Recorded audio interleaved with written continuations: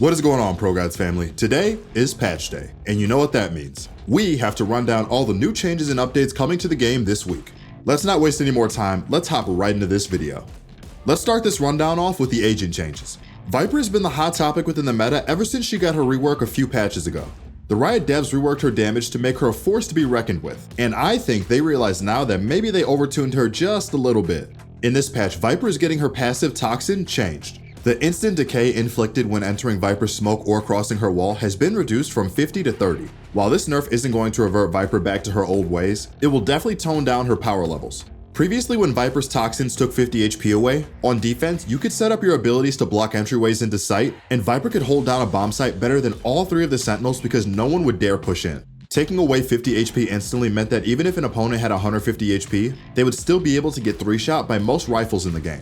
Not only that, their recovery time was longer and the decay would take away basically all their armor immediately. 30 HP is much more mild, but it's still scary enough for most people to not push through her abilities without being careful. I don't know if I'm a fan of this buff yet, but it seems like a happy medium to keep VIPER in the right place balance-wise within the meta. It would be interesting to see how VIPER performs after these changes, to judge whether she can still pressure the map like she did right after her massive buffs in patch 2.06.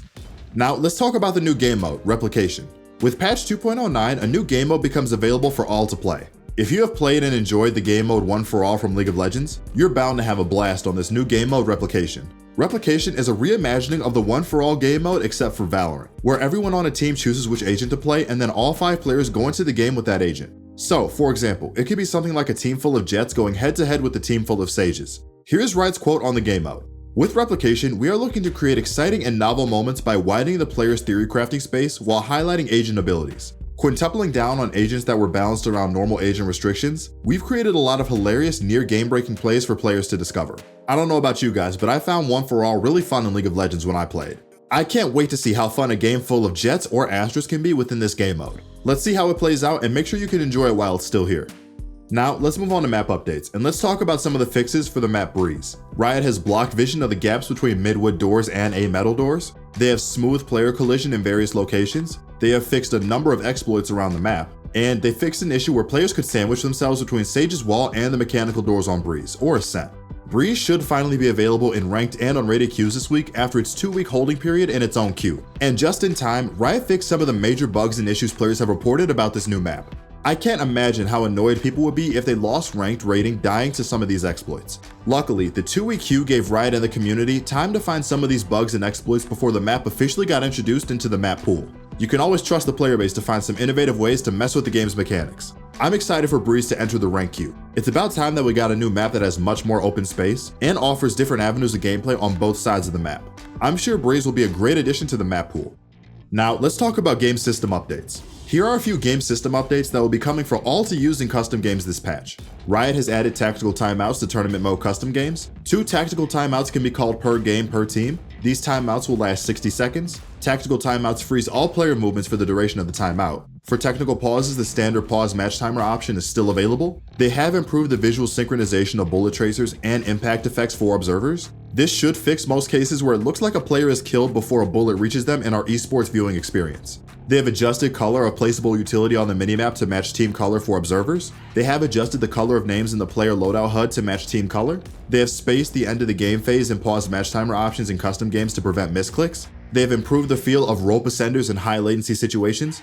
And there are minor performance optimizations to UI in matches. These changes will make custom games a lot easier to spectate and cast for anyone in the community who wants to self-host tournaments or just play 10-mans with friends. Hopefully, these spectator quality of life changes will be visible during the upcoming Iceland tournament in a few weeks. I think these updates will make the viewer spectatorship a lot easier to follow along with and enjoy. I know I've had trouble figuring out whose VIPER wall was whose in game. This will hopefully make that a lot easier to notice. Wrapping up today's video, let's talk about some of the agent and competitive bug fixes. Riot has added team colors for placed agent abilities for observers. They have fixed issues where Astra's nebula was slightly offset once fully formed. They have fixed bullet impacts on Sova's owl drone wings appearing in the wrong locations. They have fixed issues across multiple agents with incorrect damage icons for abilities showing up in the kill feed. They have fixed issues where Killjoy's nanoswarm audio would cut off if it was destroyed right after activation. They have fixed an issue where Sky's Seekers did not show how many enemies were affected in the combat report. Omen can no longer drop the spike or weapons while casting from the shadows. They fixed an issue where Killjoy's alarm bot would display flashed visual effects while invisible. They have fixed a bug that was causing a player's leaderboard rank to not show up on their Act rank badge. They have fixed a bug that was showing the ranked rating threshold on the leaderboard for previous acts. And finally, only the current act rank should show on a ranked rating threshold bar from now on.